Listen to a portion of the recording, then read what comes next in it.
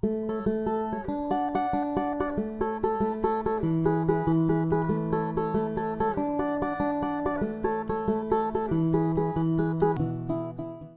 gente, tudo bem? Como é que vocês estão? Para quem não me conhece, meu nome é Lídia e hoje eu queria dividir com vocês, compartilhar um texto que eu recebi por WhatsApp que eu achei interessante. Fala de um mestre espiritual, Muhammad Rumi, ou Rumi, eu não sei exatamente qual é a pronúncia, mas é um mestre espiritual persa do século XVIII, do século XIII. Ele foi perguntado a ele o seguinte: o que é veneno? E aí ele responde: qualquer coisa além do que precisamos é veneno. Pode ser poder, preguiça, comida, ego, ambição, medo, raiva ou o que for. E o que é medo? O medo é a não aceitação da incerteza. Se aceitamos a incerteza, ela se torna uma aventura. O que é a inveja? Não aceitação do bem no outro. Se aceitamos o bem, ele se torna inspiração. E a raiva? O que é? É a não aceitação do que está além do nosso controle. Se aceitamos, ela se torna tolerância. E aí ele foi perguntado o que era o ódio e respondeu: o ódio é a não aceitação das pessoas como elas são. Se aceitamos incondicionalmente, então se torna amor. E finalmente ele foi perguntado sobre o que era a maturidade espiritual. E ele diz: a maturidade espiritual é quando você para de tentar mudar os outros e se concentra em mudar a si mesmo. É quando você aceita as pessoas como elas são. É quando você entende que todos estão certos na sua própria perspectiva. É quando você aprende a deixar ir. É quando você é capaz de não ter expectativas no relacionamento e se doa unicamente pelo bem de se doar, sem esperar nada em troca. É quando você entende que o que você faz para a sua própria paz. É quando você para de provar para o mundo o quanto você é inteligente. É quando você não busca a aprovação dos outros. É quando você para de se comparar aos outros. É quando você está em paz consigo mesmo. Maturidade espiritual, enfim, é quando você é capaz de distinguir entre precisar e querer, e é capaz de deixar ir o seu querer. E por último, e ainda mais significativo, você ganha maturidade espiritual quando você para de anexar felicidade em coisas materiais. Interessante, não é? Aqui eu pude perceber o quanto a gente, na condição humana, ainda tem dificuldade em lidar com esses parâmetros.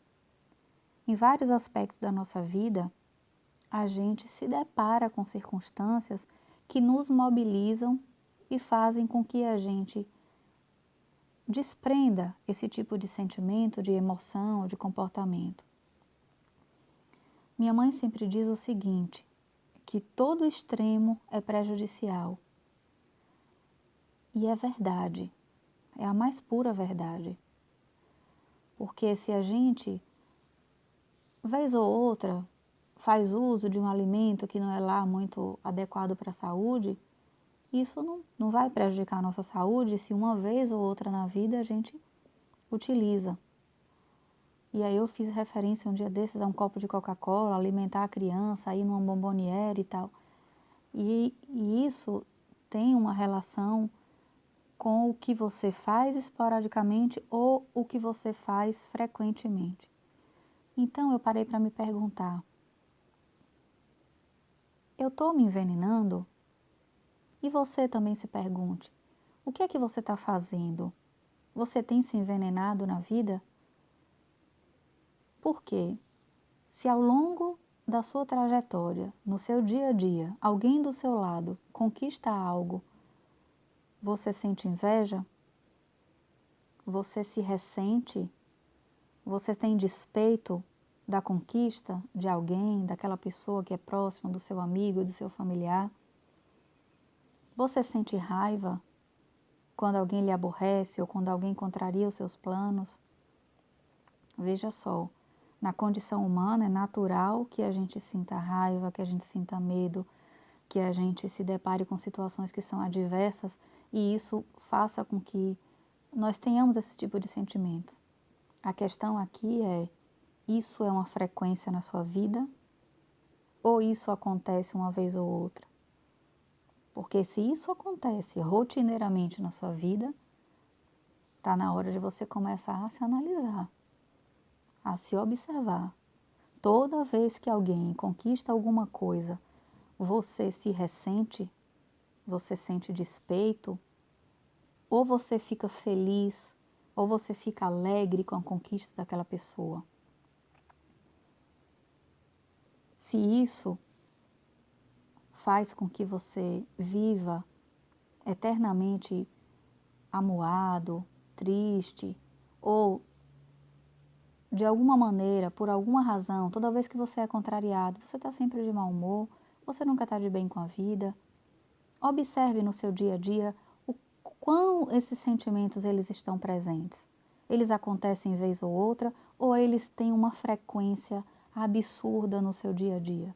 Porque se tem, está na hora de parar, está na hora de pensar, de refletir e começar a se observar, a olhar para dentro de si, em vez de muitas vezes ficar culpando, responsabilizando o outro. O que é que você está fazendo? O que é que eu tenho feito da minha vida? Eu estou sempre de mau humor, estou sempre responsabilizando alguém porque eu não sou feliz? Será que eu não sou feliz porque o outro não deixou? Ou porque eu não assumi o leme da minha vida? Ou porque eu não sou o protagonista da minha vida? E aí a gente fica pensando assim, quantas vezes a gente tentou mudar as pessoas porque queria bem a elas, mas não adianta, a gente não consegue mudar ninguém. Ninguém consegue se alimentar, a não ser por ele mesmo. A gente aceita as pessoas? É preciso fazer uma reflexão sobre todas essas coisas, sobre todos esses parâmetros, porque na condição humana a gente ainda está num processo, digamos assim, embrionário no que tange, no que leva à plenitude da maturidade espiritual. Mas se a gente começa a ser vigilante, se a gente começa a se policiar, se a gente começa a se perceber, isso vai sendo atenuado na nossa vida. Porque o que a gente dá é o que a gente recebe. O que a gente faz com o outro é o que a gente tem de volta, a gente tem em troca.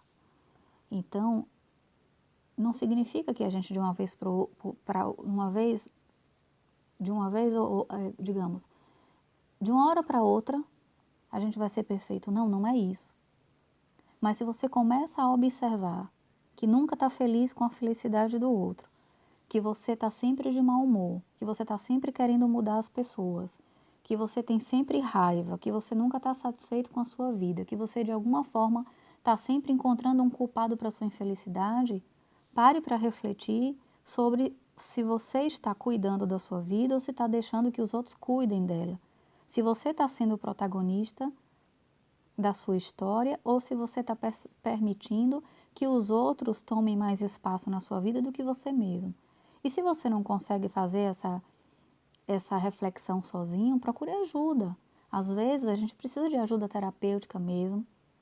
Muitas vezes eu recorri a ela e me ajudou muito a que eu chegasse a um consenso de quem eu sou, do que eu quero da minha vida, de quais são os meus pontos fracos, de quais são os meus pontos fortes, quais são os objetivos que eu anseio. Muitas vezes a gente precisa de ajuda terapêutica para se perceber, porque às vezes a gente não se dá a mesma conta de quem a gente é. Então, eu achei esse texto muito interessante, porque às vezes a gente não se dá conta do que está fazendo. A gente não se dá conta do quanto a gente está envenenando nossa vida nossa história, as pessoas ao nosso redor, as pessoas que convivem conosco no trabalho, na família, seja onde for.